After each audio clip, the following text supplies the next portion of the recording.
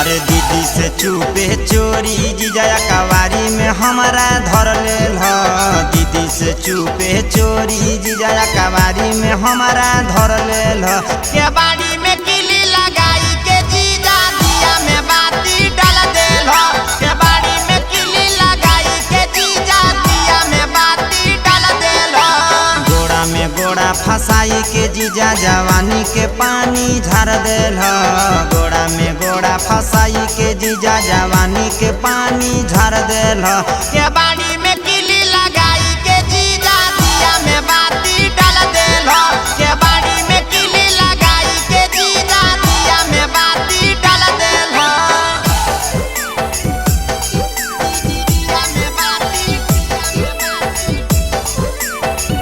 दिया में बाती डाल देल हो। के बाड़ी में किली लगाई के जीजा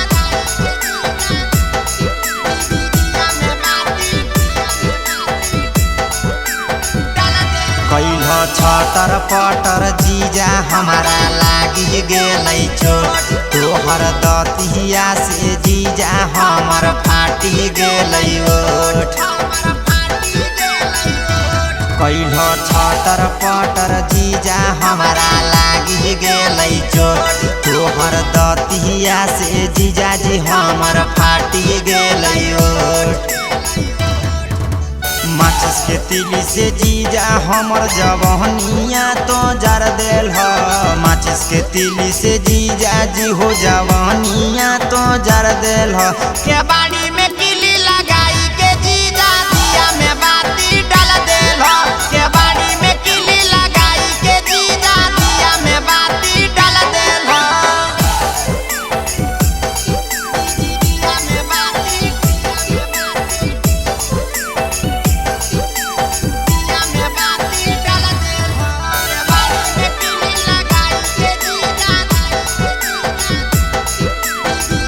में बाती डाल देल हो।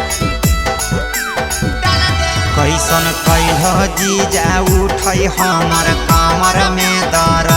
रंजन रंजित कैसन हाख हमर दीदी के मारा। कैसन कैल जीजा उठै हमर कमर में दर। गोरे जीवन कैसन हाख हमर दीदी के मारा। नए सालहबार जीजा हमर तेहू फाड़ देल ह। नए सालहबार जीजा हमर तेहू फाड़ देल ह। के बाड़ी में किली लगाई के जीजा दिया में बाती डाल देल ह। के बाड़ी में किली लगाई के जीजा दिया में बाती